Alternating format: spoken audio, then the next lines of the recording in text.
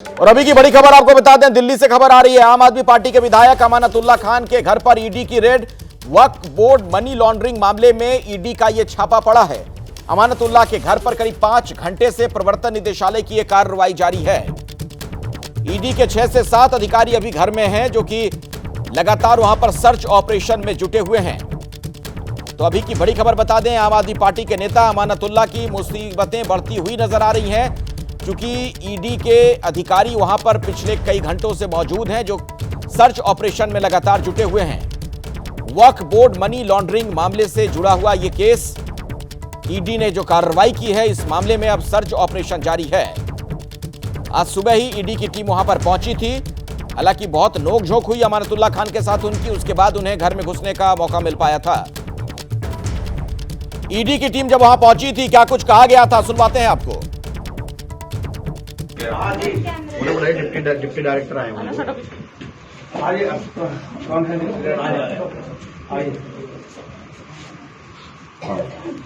देखिए एसएचओ साहब, जब इन्होंने मुझे बुलाया जी तब मैं गया।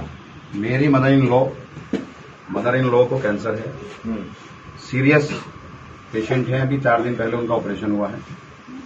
मैं इनसे ये जानना चाहता हूँ कि इस बात की अगर ये जिम्मेदारी लेते हैं कि उनकी मौत नहीं होगी, आप टेंशन नहीं। ना हम ये करेंगे। अगर आप ये जिम्मेदारी अगर लेते हैं कि अगर मौत नहीं होगी, मैंने आपको लिख कर दिया हुआ है। कोई हमने अभी तक आपके साथ मिसबिहेव नहीं किया। हमने सिर्फ कहा, सुन लीजिए ना, आप सुन लीजिए पहले, आप सुन लीजिए डिप्टी डायरेक्टर साहब, सुन लीजिए आप पहले मेरी बात सुनिए आप। मैंने सिर्फ ये इतनी टाइम जो आपको लगा, सिर्फ इसलिए लगा कि लोकल एसएचओ मेरे मौजूद नहीं थे। मैंने कहा कि लोकल पुलिस आ जाए। सुनो, अब आप मुझे ये बताइए, क्या आप ये जिम्मेदारी ले रहे हैं कि मुझे आप गिरफ्तार करके ले जाएंगे? मुझे आप गिरफ्तार करके ले जाएंगे, मेरी मदर इन लॉ को कुछ नहीं होगा, ये आप जिम्मेदारी ले रहे हैं? Please listen, you are raising your voice and disturbing your own mother in law. नहीं, आप सुनिए ना, मेरी मदर इन लॉ, ये तो मुझे गिरफ्तार करने आए ना। अब जैसे ये आप बताइए कि मेरी यहाँ पर मेरी मदर इन लॉ कैंसर से पीड़ित है। जो पूछताछ करनी, मेरी पिछली मरतबा ये आए थे, मेरी मदर जो पिछली मरतबा आए थे। मेरी बात सुनो, आपसे पूछताछ करनी इन्होंने, आप अंदर क्यों बुलाते हो? आप अंदर क्यों शोर करते हो? क्या पूछताछ करनी? अरे सर, पिछली बार आए थे ना, इसी केस में ये देखिए, इसी केस में सीबीआई एसीबी ने मुझे गिरफ्तार कर लिया, सर्च कर लिया। इसी केस में 10 अक्टूबर को 2023 को ये ऑलरेडी मेरे घर सर्च कर चुके हैं। अब ये क्या पूछताछ? मैं इनके यहाँ, चलो जो मैं 18 अप्रैल को इनके यहाँ, हमारा काम कर लीजिए। आपका मदर इन लॉ है, आपका मदर है, आप उनको, मैं तो देश का बोल रहा हूँ ना। इसी खबर पर और ज्यादा जानकारी लेते हैं अपने सहयोगियों से। और इस वक्त हमारे साथ अहमद बिलाल मौजूद हैं, जहां पर यह कार्रवाई चल रही है अमानतुल्लाह खान के घर पर। वहां पर हमारे सहयोगी मौजूद हैं और मनोज वर्मा भी आपको नजर आ रहे हैं ईडी ऑफिस से, उनके पास भी हम चलेंगे। लेकिन पहले बिलाल, आप बताइए कि ईडी की कार्रवाई में क्या कोई बरामदगी भी हो पाई है और क्या अपडेट आपके पास है, क्या जानकारी वहां से मिल पा रही है आपको? तो शायद बिलाल से हमारा संपर्क टूट गया है, दोबारा उनके पास चलेंगे। लेकिन मनोज, आपके पास क्या अपडेट है अब तक की कार्रवाई को लेकर, क्या और पता चल पा रहा है? जी बिल्कुल, देखिए अखिलेश, आपको बताना चाहूँगा कि करीब 3 घंटे हो चुके हैं जो सर्च ऑपरेशन है वो ईडी के अधिकारियों का अमानतुल्लाह खान के घर में लगातार जारी है। और ईडी के जो सूत्र हैं उन्होंने साफ तौर पर यह बताया है कि जो इन्वेस्टिगेशन वक्फ बोर्ड के मामले को लेकर चल रही है, उसी इन्वेस्टिगेशन में आज जो टीम है वहाँ पर पहुँची है। कुछ कागजात जो थे वो हासिल करने, इसके अलावा अमानतुल्लाह खान से भी पूछताछ करनी थी। सुबह 6 बजे करीब ईडी की टीम वहाँ पर पहुँची थी, लेकिन 2 घंटे तक दरवाज़ा नहीं खोला गया। उसके बाद 8 बजे करीब जो ईडी की टीम है अंदर दाखिल हुई है। लगातार सर्च ऑपरेशन वहां पर चलाया जा रहा है, कागजात इकट्ठे किए जा रहे हैं। और जिस तरीके से जो आरोप अमानतुल्लाह खान पर लगे हुए हैं कि जब वो 2018 से 2022 तक वक्फ बोर्ड के अध्यक्ष थे, उस दौरान 32 भर्तियां हुई थी, उसमें भी अनियमितताएं पाई गई थी, उसमें नियमों को ताक पर रख करके वो भर्तियां की गई थी, उसमें उनकी संलिप्तता पाई गई है। इसके अलावा कुछ पट्टे पर ज़मीन दी गई थी वक्फ बोर्ड की, उसमें भी कुछ पैसे का लेन देन हुआ था। तो उसके बाद ईडी ने मनी लॉन्ड्रिंग का मामला दर्ज किया था। ईडी लगातार अमानतुल्लाह खान से पूछताछ इस मामले में पहले भी कर चुकी है। पहले ईडी दफ्तर में उनको बुलाया गया था तो 13 घंटे की पूछताछ हुई थी, और आज फिर से ईडी की जो टीम है वो अमानतुल्लाह खान के घर पर पहुंची है। अब ये देखना होगा कि कितना वक्त ईडी की टीम को वहां पर लगता है, कि क्या कुछ और सबूत भी वहां से मिलते हैं और पूछताछ में क्या निकल करके आता है, इसका भी कुछ देर हमको इंतजार करना होगा। जी अखिलेश। ठीक है, मैं आता हूं आपके पास मनोज, लेकिन जरा चलते हैं अब अहमद बिलाल के पास, चूंकि वो वहीं पर मौजूद है जहां पर ईडी की कार्रवाई चल रही है। यहां से क्या जानकारी और मिल पा रही है आपको बिलाल? बिल्कुल अखिलेश, देखिए बताना चाहूंगा कि ईडी की टीम अभी भी ओखला से विधायक अमानतुल्लाह खान के घर पर मौजूद है और पूछताछ जो है वो कहीं ना कहीं लंबी खिंच सकती है। अभी जो ईडी के अधिकारी हैं उनके लिए जो है वो यहाँ पर खाना भी जो है वो मंगवाया गया है, तो जाहिर तौर पर आप ये मान सकते हैं कि जो पूछताछ है और जो सर्च ऑपरेशन है, जो रेड है, वो यहाँ पर ज़्यादा देर जो है वो खिंचती नज़र ज़रूर आएगी। लेकिन आपको ये भी बता दें कि अमानतुल्लाह खान की जो मुश्किलें हैं वो कम होने का जो है वो नाम नहीं ले रही है। आपको अमानतुल्लाह खान के करीबी सूत्रों का ये दावा है कि आज अमानतुल्लाह खान को जो है वो सूरजपुर कोर्ट में भी पेश होना था, क्योंकि आपको बता दें कि कुछ महीने पहले अमानतुल्लाह खान पर पेट्रोल पंप के कर्मचारी से मारपीट का एक मामला भी जो है वो दर्ज किया गया था और इसी सिलसिले में आज अमानतुल्लाह खान को जो है वो जो सुबह 9 बजे के करीब अपने घर से निकलना था, सूरजपुर कोर्ट जो है वो उस मामले में जाना था। लेकिन उससे पहले ही ईडी के जो अधिकारी हैं वो यहाँ पर अमानतुल्लाह खान के घर पर पहुंच जाते हैं। और आपको ये भी बताना चाहूंगा कि काफी जो हाई वोल्टेज ड्रामा जो है वो यहाँ पर जो है वो देखने को मिला था। फिलहाल जो ईडी के अधिकारी हैं वो भी यहाँ पर इस वक्त जो पहली मंजिल पर जो आप फ्लैट देख रहे हैं, यही वो मकान है जहाँ पर अमानतुल्लाह जो है वो अपने परिवार के साथ रहते हैं। और आपको ये भी बताना चाहेंगे कि अगस्त के आखिरी हफ्ते में ईडी ने जो है वो वक्फ बोर्ड से संबंधित जो अनियमितताएं हैं, जो मनी लॉन्ड्रिंग का मामला है, उसको लेकर के अमानतुल्लाह खान को नोटिस दिया था। लेकिन उसमें अमानतुल्लाह खान ने कुछ वक्त जो है वो जरूर मांगा था, लेकिन आज उन्हें सूरजपुर कोर्ट में जाना था। लेकिन उससे पहले जो ईडी के अधिकारी हैं वो यहाँ पर पहुंच गए हैं और ईडी के अधिकारी तकरीबन 6 से 7 की संख्या में हैं और जो दस्तावेज हैं और इसके अलावा जो डिजिटल एविडेंसेस हैं, जो डिवाइसेस हैं, उनको भी खंगालने का काम जो है वो ईडी के अधिकारियों की ओर से जो है वो किया जा रहा है। तो कहीं ना कहीं जो है वो अमानतुल्लाह खान की जो मुश्किलें हैं वो कम नहीं हो रही हैं। और जो इलाके में, चूंकि ये सेंसिटिव इलाका है, जामिया नगर का ओखला का इलाका है और यहाँ पर किसी तरीके के लॉ एंड ऑर्डर में कोई दिक्कत परेशानी ना आए, अमानतुल्लाह खान के समर्थक जो है वो किसी तरीके से यहाँ पर जुट ना पाए, क्योंकि पिछली बार जब अक्टूबर के महीने में पिछले साल जब ईडी की टीम यहाँ पर आई थी तो काफी भीड़ यहाँ पर इकट्ठा हो गई थी। इसी वजह से देखते हुए पहले से ही यहाँ पर सैनिक बलों की जवान और इसके अलावा जामिया नगर और आसपास के थानों से भी यहाँ पर जो पुलिस फोर्स है वो यहाँ पर पहले से ही तैनात कर दी गई है। और इसके अलावा जो घर अमानतुल्लाह खान के घर के जाने की सड़क है उस पर भी जो दिल्ली पुलिस के जो जवान हैं वो बिलाल, आप खड़े कर हमारे साथ जुड़े रहिए, मैं आता हूं आपके पास। लेकिन अब अपने दर्शकों को मैं ये भी बताऊं कि दरअसल अमानतुल्लाह के घर पर ईडी की रेड पर अब राजनीति तेज हो गई है। संजय सिंह ने कहा कि मोदी सरकार की यह तानाशाही है, जबकि बीजेपी ने पलटवार किया है कि आम आदमी पार्टी भ्रष्टाचारियों की जमात है। अमानतुल्लाह खान जो आम आदमी पार्टी के विधायक हैं, उनके घर पर ईडी सुबह सुबह छापा मारने के लिए पहुंच गई। ऐसे वक्त में जब उनकी मदर इन लॉ को कैंसर हुआ है, और ऐसा नहीं कि ईडी को इस बात की जानकारी नहीं है, अमानतुल्लाह खान के वकील ने बाकायदा लिखकर उनसे समय मांगा कि एक मामले की 3 इन्वेस्टिगेटिंग एजेंसी जांच कर रही है, 2 एजेंसी की जांच में कुछ मिला नहीं, आपकी जांच में कुछ आज तक साबित हुआ नहीं। चुनाव के ठीक पहले दिल्ली के अंदर आप दिल्ली का माहौल बिगाड़ने के लिए बीजेपी के हथियार के तौर पे इस्तेमाल हो रहे हो। तो मैं समझता हूं कि ईडी वालों को अपनी कार्रवाई पर ध्यान देना चाहिए। सुप्रीम कोर्ट से बार बार तुम लोगों को लताड़ पड़ रही है, बावजूद इसके सिर्फ और सिर्फ मोदी के कठपुतली बन के रह गए हो। अमानतुल्लाह खान जी के खिलाफ बहुत ही संगीन आरोप हैं। जब वो वक्फ बोर्ड के अध्यक्ष थे तो उन्होंने अवैध तरीके से लोगों को नौकरियों में भर्ती किया। उन्होंने वो पैसा जो वक्फ बोर्ड के लिए, जो समाज के जन कल्याण के लिए लगना था, उस पैसे का गमन करा, उस पैसे का मिसयूज करा। ईडी ने जो आज उनके यहाँ पर रेड करी है वो एक जायज लीगल स्टेप है। आम आदमी पार्टी की पुरानी आदत है कि वो प्रचार प्रसार और भ्रष्टाचार में लिप्त हैं, लोगों के लिए कोई काम नहीं कर रहे, अपनी जेबें भरने पे ध्यान जरूर दे रहे हैं और त्राहिमाम कर कर लोगों को भ्रमित कर रहे हैं। ये रेड आज जो उनके घर पर हुई है, उनके प्रेमिसेस में हुई है, ये सिर्फ एक जायज लीगल स्टेप है। अमानतुल्लाह के घर पर ईडी का एक्शन जारी है और इस वक्त आपको बता दें कि अमानतुल्लाह खान के घर ईडी के अधिकारी मौजूद हैं। ईडी के एक्शन के दौरान अमानतुल्लाह खान के घर पर क्या कुछ हुआ, अमानतुल्लाह खान के भाई मिन्नतुल्लाह खान ने एबीपी न्यूज से खास बातचीत की है, सुनवाते हैं आपको। ओखला से आम आदमी पार्टी के विधायक अमानतुल्लाह खां के घर पर दिल्ली वक्फ बोर्ड से जुड़े कथित घोटाले के मामले में रेड चल रही है। हमारे साथ बात करने के लिए मौजूद हैं अमानतुल्लाह खां के भाई मिन्नतुल्लाह खां। मिन्नत साहब, सबसे पहले तो ये बताइए कितने बजे ईडी के अधिकारी आए, कितने अधिकारी आए, क्या कुछ नोटिस दिया गया? ये 6 बजे सवेरे आ गए थे यहाँ पे और नोटिस क्या कहते हैं 22 तारीख को आया था। तो इन्होंने रिप्लाई में हम लोगों ने दिया था कि इनकी सासू माँ की जो ऑपरेशन होना है, सर्जरी होना है, कैंसर से पीड़ित हैं वो। तो उन्होंने क्या 25 तारीख को एडमिट हुए थे और उस दिन सर्जरी हुआ था और आज लेके जाना था उनको। तो सवेरे 6 बजे आ गए लोग। जब आए तो फिर क्या बातचीत हुई? क्योंकि बहुत सारा हाई वोल्टेज ड्रामा देखने को मिला, गेट बंद कर दिया गया तो उन्हें अंदर जाने की इजाजत? नहीं, गेट तो बंद कर रहा था क्योंकि लोकल पुलिस नहीं थी, इसलिए गेट बंद कर रखा था। जब लोकल पुलिस आई तो क्या कहते गेट खोल दिया।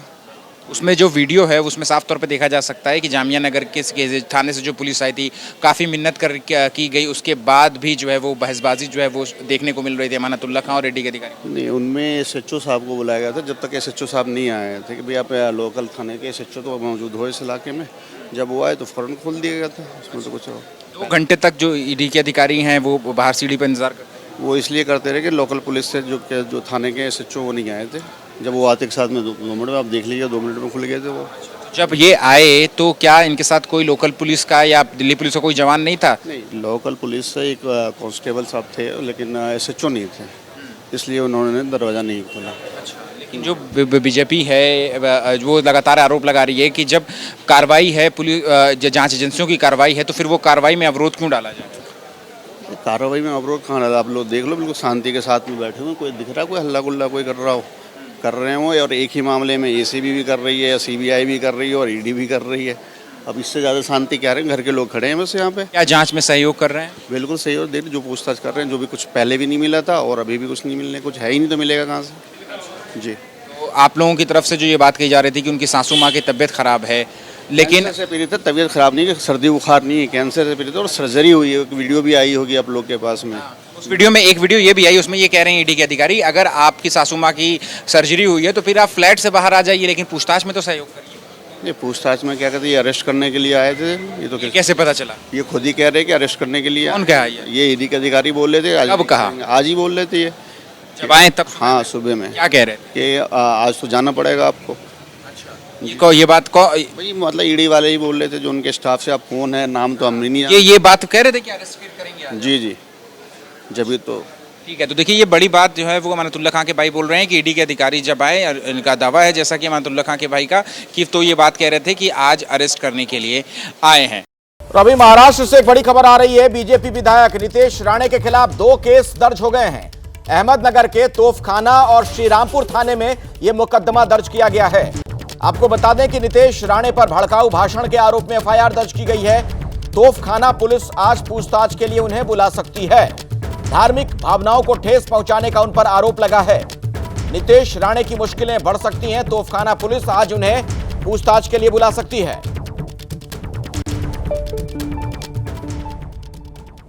तेरे को जो भाषा में समझता है ना, वो भाषा में धमकी देके जा रहा हूं। हमारे रामगिरी महाराज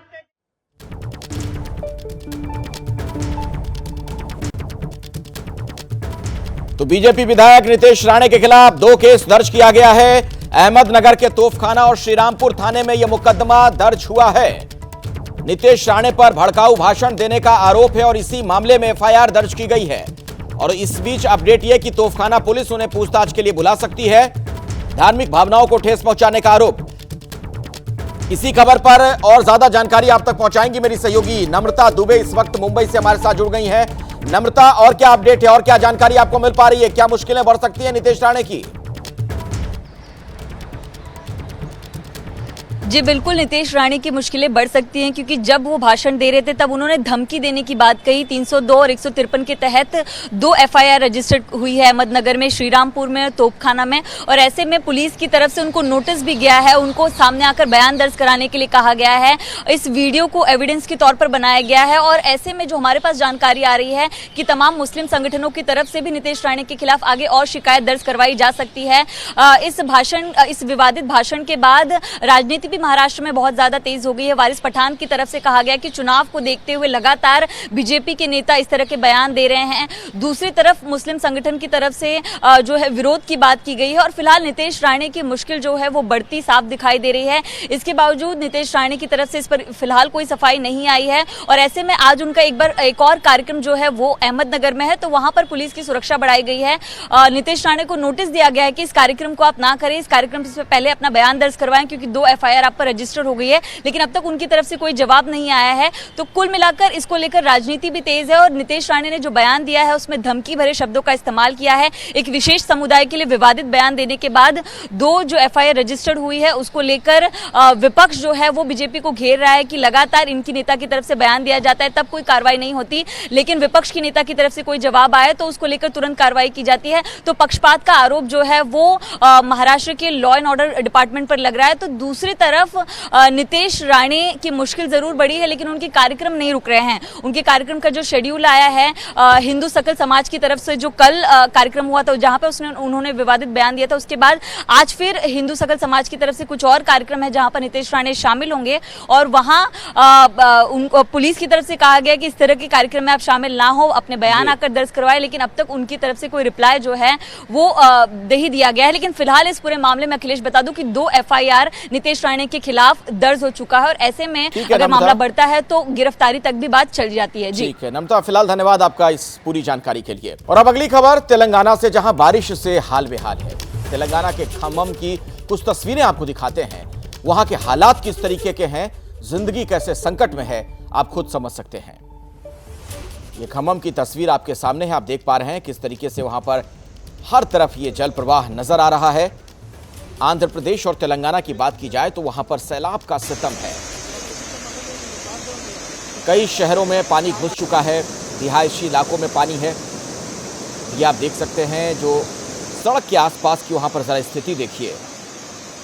ये खम्मम है तेलंगाना में, जहां की तस्वीर हमने आपको दिखाई।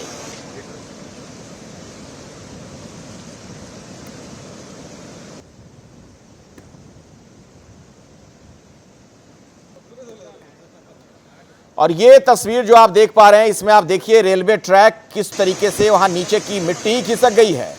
ऐसे में जाहिर तौर पर रेल यातायात पूरी तरीके से अब बाधित। ये खम्मम की तस्वीर ही हम आपको दिखा रहे हैं, जहां पर आप देख पा रहे होंगे कि पानी का प्रवाह इतना ज्यादा है, इतना अधिक दबाव वहां पर कि ये रेल लाइन तो नजर आ रही है, रेलवे ट्रैक, लेकिन नीचे से आप देखिए पूरी मिट्टी खिसक गई है और हवा में झूलता हुआ ये ट्रैक नजर आ रहा है। आम आदमी पार्टी एक प्रेस कॉन्फ्रेंस कर रही है। सबसे पहले आपको लिए चलते हैं इस पीसी में। किसी से पैसे लेके, रिश्वत लेके किसी को नौकरी दी हो, इरेगुलरिटी हो सकती है, कई भर्तियों के अंदर इरेगुलरिटी होती है। उन इरेगुलरिटी के लिए जो भी उसका सजा होती है वो मिलती है, जिसने की होगी उसको मिलेगी। मुकदमा तो चले, तय तो हो कि किसकी गलती है अगर इरेगुलरिटी है भी। अब उसी मामले में अब एक तीसरी एजेंसी आ गई, अब ईडी आ गई। ईडी भी छापा मार चुकी है, पूछताछ कर चुकी है। आपको याद होगा रात को 11 साढ़े 11 बजे तक पूछताछ चल रही थी ईडी की। मतलब ये क्या गुंडागर्दी मच गई इस देश के अंदर कि एक केंद्र सरकार अपने राजनीतिक प्रतिद्वंदियों के खिलाफ इस तरीके से एजेंसियों का दुरुपयोग कर रही है कि रोज आप सोचिए ना, किसी का घर है, परिवार है, बीवी है, बच्चे हैं, बताया जा रहा है कि उनके घर में 3 कमरों का फ्लैट है उनका। जो भी पत्रकार गए होंगे उनको मालूम है, ओखला के अंदर 3 कमरों के फ्लैट में रहते हैं। उस 3 कमरे के फ्लैट को भैया कितनी बार उसकी छानबीन करोगे और कितनी बार जांच करोगे और कितनी बार छापा मारोगे वहां पे। वहां उस 3 कमरे के फ्लैट में एक वीडियो आई है जिसमें उनकी सास वहीं लेटी हुई हैं, उनको ट्यूब लगी हुई है जिसके अंदर से जो है उनकी शरीर की जो मवाद है वो बाहर निकल रही है। 2 दिन पहले ऑपरेशन हुआ है, कैंसर से पीड़ित है, और आप जो है उनके घर पे जो है फिर से छापा मारने पहुंच गए। मतलब ये तो घटिया राजनीति से भी घटियापन है और शर्म नहीं आती है भारतीय जनता पार्टी को। इनको कितनी बार तो कोर्ट ने लताड़ दिया। देश की सबसे बड़ी अदालत सुप्रीम कोर्ट बार बार हर मामले में कह रही है। मनीष सिसोदिया जी को बेल दी तब बोला, अरविंद केजरीवाल जी को जब नीचे बेल मिली तो ट्रायल कोर्ट ने बोला, अभी 2 दिन पहले दोबारा से जब के कविता जी को बेल मिली सुप्रीम कोर्ट से, उन्होंने भी बोला कि भाई ये क्या मजाक बना रखा है आपने केंद्र शासित एजेंसियों को, कि वो कोई कानून नहीं है उनके लिए। मतलब पिक एंड चूज हो रहा है साफ तौर पे।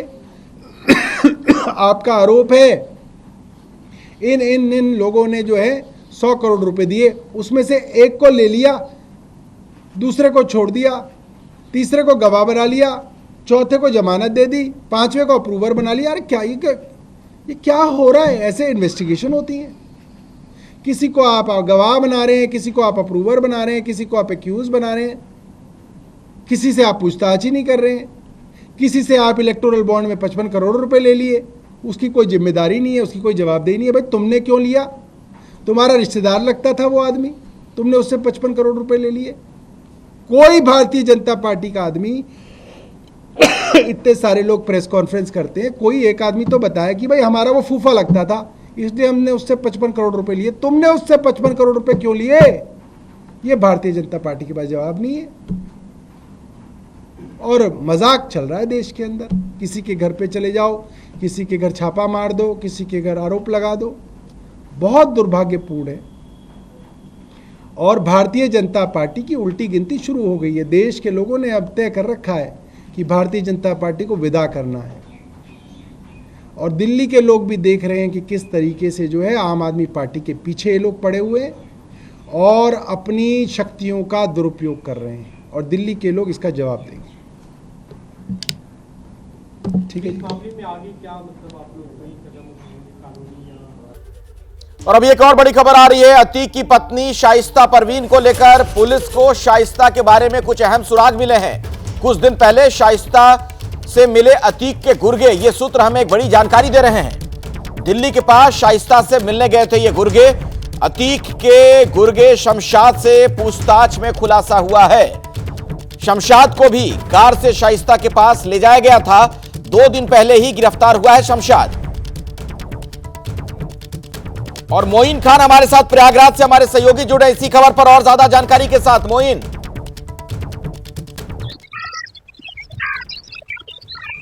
देखिए, माफिया अतीक अहमद का एक बेहद करीबी गुर्गा है जिसका नाम शमशाद अहमद है। 2 दिन पहले पुलिस ने उसे एक मामले में गिरफ्तार किया। गिरफ्तारी के बाद जब उससे पूछताछ की गई तो उसने माफिया अतीक अहमद की फरार पत्नी शाइस्ता परवीन के बारे में अहम जानकारी दी। उसने बताया कि कुछ दिनों पहले वो दिल्ली के पास किसी जगह पर शाइस्ता परवीन से मिला था।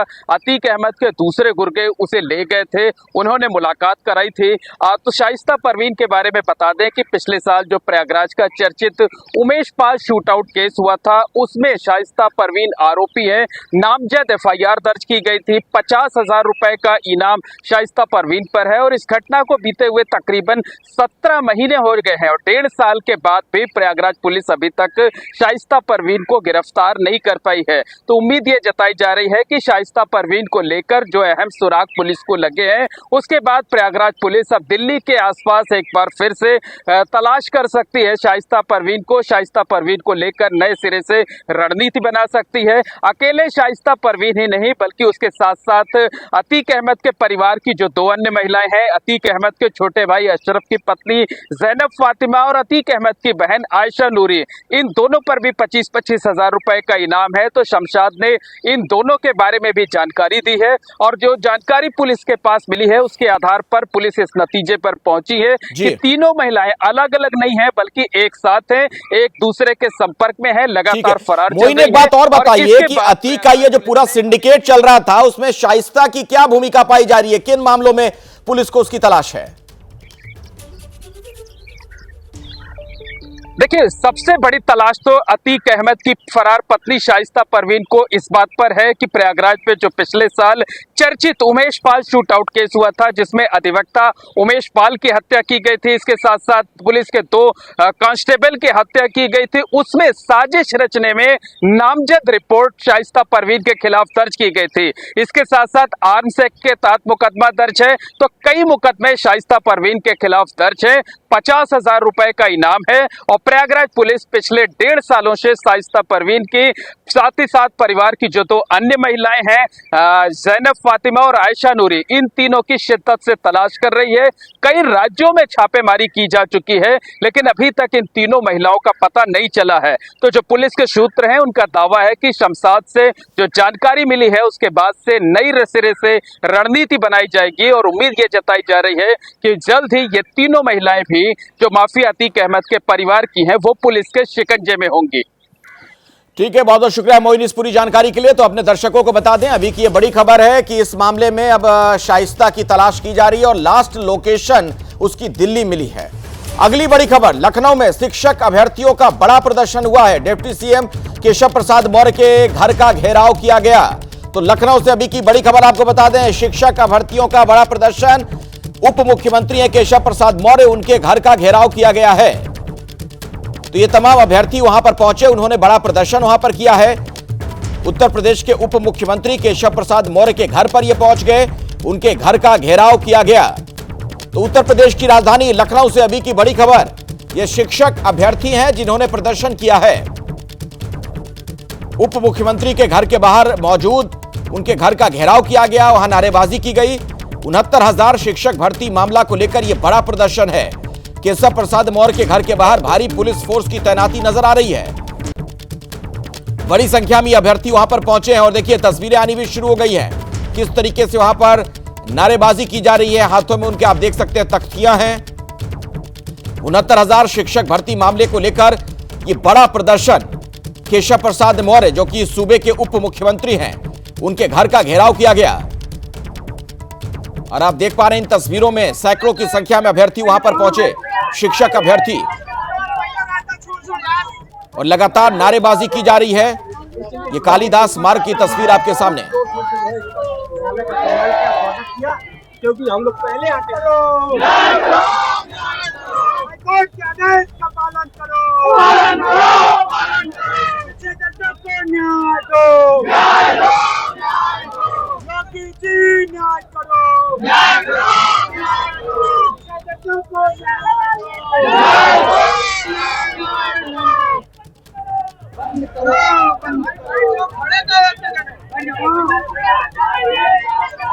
तो पिछड़े और दलितों को न्याय दो, ये नारा वहां पर सुनाई पड़ रहा है। ये उप मुख्यमंत्री उत्तर प्रदेश के केशव प्रसाद मौर्य, उनके घर का घेराव किया है इन अभ्यर्थियों ने। ये कालिदास मार्ग की तस्वीरें आप देख रहे हैं, जहां बड़ी संख्या में मौजूद हैं ये तमाम अभ्यर्थी, लगातार नारेबाजी कर रहे हैं। उनका कहना है कि पिछड़ों को आप न्याय दो। संजय त्रिपाठी मेरे साथ इसी खबर पर और जानकारी के साथ मौजूद है। संजय, अभी क्या कुछ आप वहां पर देख पा रहे हैं, क्या तस्वीर नजर आ रही है? कि जो 69,000 शिक्षक भर्ती वाला मामला था, उसको लेकर के आज जो अभ्यर्थी थे वो केशव मौर्य डिप्टी सीएम के आवास पर पहुंचे हैं और उनका कहना है कि जो हाईकोर्ट का डबल बेंच का आदेश है उसका पालन नहीं किया जा रहा है, उसमें लापरवाही, हिला हवाली हो रही है, जबकि सरकार इस बात को लेकर आश्वासन दे चुकी है। बावजूद इसके इस ऑर्डर को इम्प्लीमेंट नहीं किया जा रहा है, जिस कारण से जो उनकी भर्ती होनी थी वो नहीं हो पा रही है। और इसी को लेकर के आज डिप्टी सीएम केशव प्रसाद मौर्य के बाहर बड़ी संख्या में छात्र हैं, जो अभ्यर्थी हैं, वो पहुंचे हुए हैं और लगातार धरना प्रदर्शन कर रहे हैं। पहले इस बात को देखते हुए लोकल अलर्ट शासन यहाँ पर लगाया गया। संजय, मैं बीच में आपको रोक रहा हूं, दोबारा आपके पास लौटूंगा। ऐसा लग रहा है पुलिस वहां से इन अभ्यर्थियों को हटाने की कोशिश कर रही है। इसी दौरान थोड़ी सी धक्का मुक्की की स्थिति बन गई है।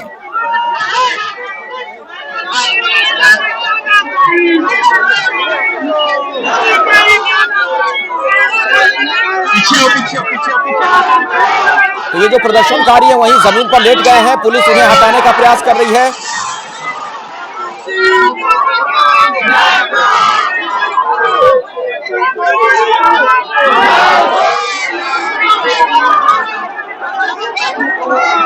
तो आप देख रहे हैं वहां पर अभी तनाव की स्थिति नजर आ रही है। जी संजय, अपनी बात पूरी कर लीजिए, तस्वीरें में दर्शकों को दिखा रहा था। संजय बोलिए। जी बिल्कुल, देखिए ये 69,000 शिक्षक भर्ती का जो मामला था, जिसमें हाईकोर्ट डबल बेंच ने ऑर्डर भी किया था कि उसमें आरक्षण का पालन नहीं किया गया है और नियमानुसार जो आरक्षण हो दिया जाए, इसको लेकर के सरकार में कई बैठकें हुई, मंत्रियों के साथ में, महानिदेशक के साथ में, मुख्यमंत्री ने बैठक ली और उसने ये तय किया कि हम इस मामले को लेकर के सुप्रीम कोर्ट नहीं जाएंगे, हम याचिका सुप्रीम कोर्ट में नहीं ले जाएंगे और जो नियम कानून है, जो आरक्षण की गाइडलाइंस है, उस आधार पर हम इम्प्लीमेंट करेंगे। इसमें इस आदेश में जो मुख्यमंत्री ने कहा था कि जल्द से जल्द इसको इम्प्लीमेंट किया जाए, लेकिन इस आदेश को पालन करने में कहीं ना कहीं देरी होती देख करके ये जो अभ्यर्थी हैं ये भड़के हुए हैं और ये लगातार ये मांग कर रहे थे कि उनके संबंध में, उनके पक्ष में जो ऑर्डर हुआ है उसको कंप्लाई किया जाए, लेकिन कंप्लायंस नहीं होते देख करके ये अभ्यर्थी डिप्टी सीएम केशव प्रसाद मौर्य के आवास पर पहुंचे, जहां इन्होंने धरना प्रदर्शन किया। और जैसे मैंने पहले बताया था अखिलेश की लोकल इंटेलिजेंस यूनिट सक्रिय थी, उसकी जानकारी में था कि बड़ी संख्या में जो अभ्यर्थी वो आकर के धरना प्रदर्शन करेंगे। बिल्कुल, ये तस्वीरें जो हम संजय दिखा रहे हैं, यहाँ बड़ी संख्या में अभ्यर्थी नजर आ रहे हैं और आक्रोशित दिख रहे हैं, गुस्से में दिख रहे हैं, क्योंकि वहां पर पुलिस के साथ थोड़ी सी हाथापाई की स्थिति भी बन गई। पुलिस कोशिश कर रही है कि उन्हें वहां से हटाया जाए, लेकिन कई जो अभ्यर्थी हैं वो वहीं जमीन पर लेट गए हैं, जिन्हें वहां से ले जाने का प्रयास करती हुई पुलिस नजर आ रही है। कितनी बड़ी संख्या में ये लोग यहाँ पर पहुंचे हैं, कुछ और भी जानकारी मिल पा रही हो संजय? देखिए सैकड़ों की संख्या में अभ्यर्थी वहां पर पहुंचे हुए हैं और इससे ज्यादा तादाद यहाँ आने वाली थी, लेकिन पुलिस ने उनको वहां पहुंचने नहीं दिया जहां वो पहुंचना चाहते थे, यानी डिप्टी सीएम केशव प्रसाद मौर्य के आवास पर बड़ी तादाद में अभ्यर्थी को पहुंचने से रोका भी गया है। बहरहाल जद्दोजहद चल रही है, इन अभ्यर्थियों को हटाने के लिए पुलिस लगातार कोशिश कर रही है, उन्हें यहाँ से ले जाना। ठीक है, इस पर नजर बनाकर रखिएगा संजय आप, जैसे ही कुछ और जानकारी मिलेगी आपका रुख हम दोबारा करेंगे। फिलहाल बहुत बहुत शुक्रिया। और अब एक और बड़ी खबर झारखंड से, जहां एक्साइज कांस्टेबल भर्ती में एक के बाद एक अभ्यर्थियों की मौत से हड़कंप की स्थिति है। अब तक 11 लोगों की जान जा चुकी है, लिहाजा कई सवाल भी खड़े हो गए। इस बीच बीजेपी ने सोरेन सरकार पर बड़ा हमला बोला है। बीजेपी की ओर से झारखंड में एक्साइज कांस्टेबल भर्ती दौड़ में हुई युवाओं की मौत के लिए झारखंड सरकार को कटघरे में खड़ा किया गया। नौकरी के नाम पर नरसंहार का आरोप लगाया गया है। बीजेपी ने कहा कि सरकार असली आंकड़ा नहीं बता रही, आंकड़ा छुपा रही है। बीजेपी का दावा यह भी है कि अब तक 36 अभ्यर्थियों की मौत हो चुकी है, 200 से ज्यादा अस्पताल में भर्ती हैं।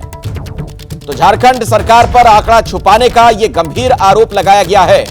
36 अभ्यर्थियों की मौत हुई है, यह बीजेपी कह रही है। 11 अभ्यर्थियों की सब मौत हो गई है। झारखंड में नौकरी बांटने के नाम पर मौत का तांडव कर रही है ये सरकार। आप देखें, ये तो सिर्फ आधिकारिक आंकड़े हैं 11 के। हम तो सोशल मीडिया में और जो हमारे पास खबरें आ रही हैं, 3 दर्जन से ज्यादा अभ्यर्थियों की मौत हो गई। ये सरकार कवर अप कर रही है और जो लोग 200 से ज्यादा लोग सीरियस है, 100 से ज्यादा लोग आईसीयू में। इस सरकार ने नौकरी बांटने का वादा किया था, लेकिन सिर्फ मौत बांट रही है साहब। और ये तो उल्टी खोपड़ी से सरकार चल रही है। पहले रिटन एग्जामिनेशन होता है, जो क्वालिफाई करते हैं उनका मेडिकल होता है, उनकी शारीरिक परीक्षा होती है, पर ये शारीरिक परीक्षा पहले कर रहे हैं। और देखिए, सरकार ने तो विज्ञापन ही नहीं निकाला था। 500 पदों के लिए 6 लाख अभ्यर्थी आ गए। रात के 10 बजे से लाइन लगते हैं और सुबह 10-11 बजे दौड़ होती है और ये उमस भरी गर्मी में इनकी मौतें हो रही हैं। केंद्रों में जहां शारीरिक परीक्षा हो रही है, ना तो डॉक्टरों की, ना एम्बुलेंसेस की, ना फर्स्ट एड की समुचित व्यवस्था है, नहीं तो कई जानें बच सकती थी। ये सरकार सिर्फ और सिर्फ अपने चेहरे को चमकाने के लिए चुनाव के पहले अभ्यर्थियों के जीवन से खिलवाड़ कर रही है। तो बीजेपी कह रही है कि झारखंड की सरकार नौकरी नहीं बांट रही है, मौत बांट रही है। भारतीय जनता पार्टी भले ही आंकड़ा छुपाने का दावा कर रही है, लेकिन झारखंड पुलिस से अब तक जो बताया गया वो ये कि कुल 11 लोगों की जान गई है। अनफॉर्चुनेटली जो अभी तक जो मृत्यु होने की जो बात है, उसमें कुल 11 अभ्यर्थियों की जो है मृत्यु हुई है, जिसमें झारखंड जगवार कैंपस में जो बहाली परीक्षा चल रही है उसमें 1, गिरिडीह पुलिस लाइन में 2, हजारीबाग जेएपीटीसी पदमा में 2, पलामू में 4, सीटीसी मुसाबनी में 1 और साहिबगंज में 1 अभ्यर्थी की अनफॉर्चुनेट दुर्भाग्यवश जो है मृत्यु हुई है। इसके कारणों का पता लगाया जा रहा है। इनमें यूडी कांड दर्ज करते हुए विधि सम्मत अग्रतर कार्रवाई भी की जा रही है। तो बहुत ही दुर्भाग्यपूर्ण घटना। सवाल यह है कि क्या किसी तरह की कोई जवाबदेही तय की जाएगी। झारखंड में 583 पदों के लिए एक्साइज कांस्टेबल की भर्ती के लिए दौड़ हो रही है। आपको यह बता दें कि 27 अगस्त से शुरू हुई है, 4 सितंबर तक चलेगी और इसमें मौत के पीछे वजह कठिन फिटनेस टेस्ट को ठहराया जा रहा है। सवाल यह है कि क्या वाकई यही वजह है? यह जानने के लिए मेरे सहयोगी शशांक ने अभ्यर्थियों से बातचीत की है। झारखंड में उत्पाद सिपाही भर्ती के लिए दौर जारी है। जो अभ्यर्थी दौर में शामिल हो रहे हैं वो हमारे साथ हैं, लेकिन ये जो पूरी प्रक्रिया चल रही है ये सवालों के घेरे में आ गई है। कुछ अभ्यर्थियों की मौत हो गई है, कई बेहोश हो जा रहे हैं दौड़ के दौरान। हम यहाँ पे अभ्यर्थियों से बात करेंगे, क्या समस्या हो रही है सब समझने की कोशिश करेंगे। क्या नाम है आपका? हेमंत नाग। अच्छा, जो दौड़ हो रही है उसके लिए किस तरह की व्यवस्था की गई है? व्यवस्था तो ठीक है सर, लेकिन ग्राउंड थोड़ा उबड़ खाबड़ है, अच्छा से नहीं बनाया गया है। उबड़ खाबड़ ग्राउंड है, मतलब गिट्टी उट्टी निकला हुआ है, तो वहाँ बालू नहीं भरा है वहाँ सब। कहाँ से आप आए हैं? हम खूंटी से आए हैं। कब से यहाँ पे हैं? कल से। क्या गड़बड़ी है ग्राउंड में, क्या समस्या आ रही है जरा बताइए। गिट्टी उट्टी निकला हुआ है सर, थोड़ा थोड़ा। अच्छा, पूरा प्लेन नहीं है, जैसा यूट्यूब में दिखा रहा था ना वैसा नहीं है, और चढ़ाना थोड़ा उसी में थोड़ा दिक्कत हो जा रहा है। अच्छा, ये बताइए इंतजाम कैसे किया गया अंदर, क्योंकि कुछ अभ्यर्थियों की मौत की बात भी सामने आ रही है, कई बेहोश हो जा रहे हैं, गर्मी में दौड़ना पड़ रहा है। बेहोश हो रहे हैं। क्या स्थिति है अंदर? गर्मी बहुत है, गर्मी बहुत है सर। 9 बजे से पहले दौड़ खत्म हो जाता है सर, तब ठीक है। 9 बजे के बाद फिर दौड़ ना, तो फिर दौड़ के लिए मतलब टाइमिंग ज़्यादा कोई दौड़ नहीं पाता, कोई बेहोश हो जा रहा है, कोई मर जा रहा है। दौड़ते दौड़ते कोई चक्कर आता है, गिर जाता है सर। अभी देखिए एगो बंदा एकदम पूरा लथपताल था, एकदम पूरा बेहोश, कोई उसका जो है सुनवाई उल्टी पुल्टी कुछ कोई। और जो है से 2 आदमी गिर गया और उसको जो है जबरदस्ती जो है बोल रहा है यहाँ इलाज करे। इसके बावजूद भी लड़का जो है 1 घंटा बाद जो है भेजा गया। तो प्रॉपर मेडिकल व्यवस्था नहीं है? नहीं, अंदर में कोई व्यवस्था नहीं दिया जा रहा है। कहा जा रहा है कि यही व्यवस्था है, और बोल रहा है कि दौड़ना है दौड़ो, नहीं दौड़ना है तो यही में रहो। मगर रही बात की रनिंग भी है तो कोई दिक्कत नहीं है सर, पर व्यवस्था चाहिए। ट्रैक बढ़िया नहीं है? ट्रैक नहीं है बढ़िया सर, रनिंग अच्छा नहीं है सर, व्यवस्था अच्छा नहीं है सर। स्वस्थ जो है लड़कन को जो है से नहीं कर रहा है, वो कह रहा है कि सर नहीं ऐसा ही है व्यवस्था। ट्रैक के बारे में क्या बोल रहे हैं? ट्रैक बहुत सबसे ज्यादा खराब है सर, पूरा सगड़ो दौड़ हो रहा है, सबसे ज्यादा ट्रैक यहीं का खराब है सर। सोचिए, रोजगार के लिए युवक वहां पर जा रहे हैं और इन्हें मौत मिल रही है।